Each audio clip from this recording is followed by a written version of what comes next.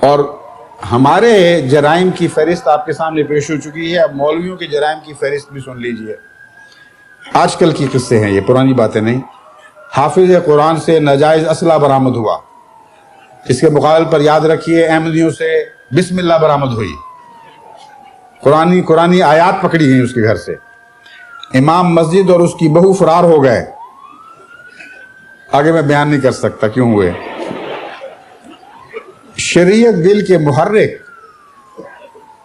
سمیع الحق صاحب کا اپنا بیان ہے، فرماتے ہیں میرے چہرے پر مرد کی فطری نشانی دیکھ کر لڑکیاں فریفتہ ہو جاتی ہیں۔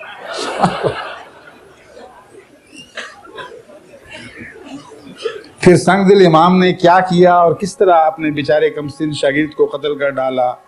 امام مسجد سے ہیروئن برآمد ہوئی، اور پھر کیا کیا اس کی ذلتیں نصیب ہوئیں۔ پھر امام مسجد نے لڑکی کو اغوا کیا، اور پھر اس سے جو ناجائز بیٹی پیدا ہوئی، لڑکی کو بھی، اس مظلوم لڑکی کو جس کو اغوا کیا تھا اس کو بھی قتل کیا، اس کی معصوم بچی کو بھی قتل کیا۔ اور جب پکڑا گیا تو یہ بیان دیا کہ میں نئی شادی کرنی چاہتا تھا۔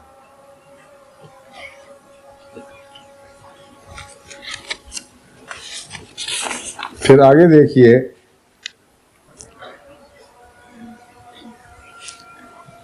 امام مسجد صاحب بیوہ کے گھر گئے ہوئے تھے، پتہ نہیں کیا کچھ ہوا وہاں،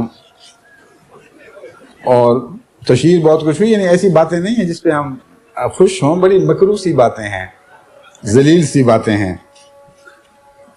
زکوٰۃ کمیٹی کے سربراہ تھے ایک امام مسجد صاحب، ساری زکوٰۃ لے کے خرد برد ہو گئے، خرد برد کر کے غائب ہو گئے۔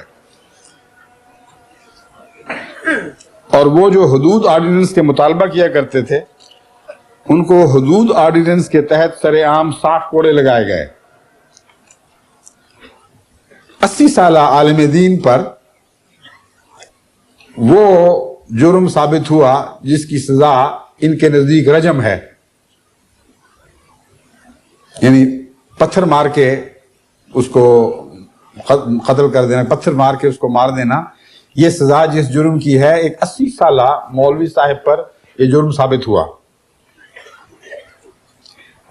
اسلام آباد میں جنسی سکینڈل کے انکشاف سے کھلبلی مچ گئی، اور یہ جنسی سکینڈل کن صاحب کے گرد گھوما ہے؟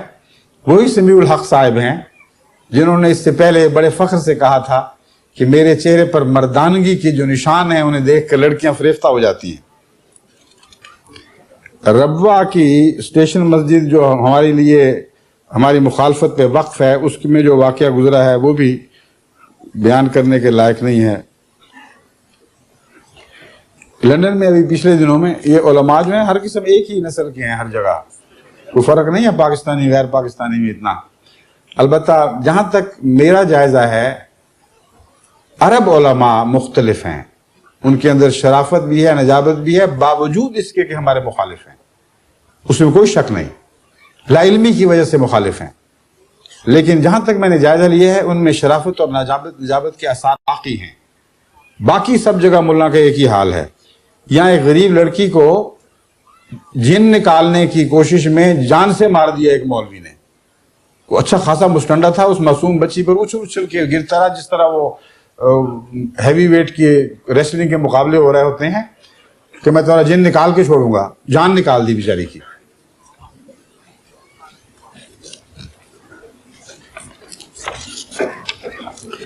ہمارے پیارے وطن سے ان مولویوں نے جو سلوک کیا ہے بہت ہی دردناک کہانی ہے۔ کہتے تھے ایک حکمران کے بعد دوسرے کو کہتے رہے کہ یہ کرو تو جنت نشان بن ملک ہو جائے گا، یہ کرو گے تو ملک جنت نشان بن جائے گا، اور ہماری خاطر یہ کام کر دو، تو جو کہو گے تمہاری مرادیں پوری کریں گے ہم، ہماری دعائیں تمہارے حق میں قبول ہوں گی، جو مانگو گے مانگو، لیکن ہماری خاطر یہ کر دو۔ اس پر مجھے وہ قصہ یاد آ گیا کہ ایک شخص بیچارہ غریب سا جا رہا تھا کہیں، اس کو 1 روپے کا نوٹ گرا ہوا مل گیا۔ اس نے نوٹ اٹھایا اور بڑے تعجب سے اور محبت سے اس کو دیکھ رہا تھا کہ ایک فقیر پاس سے گزرا، اس نے اچانک آواز دی کہ ہے کوئی جو راہ خدا میں 1 روپیہ دے دے۔ تو اس بیچارے نے بے خیالی میں اچانک وہ روپیہ اس فقیر کو دے دیا. فقیر بڑا خوش ہوا. اس نے کہا مانگ کیا مانگتا ہے؟ اس نے کہا میرا روپیہ واپس کر دے.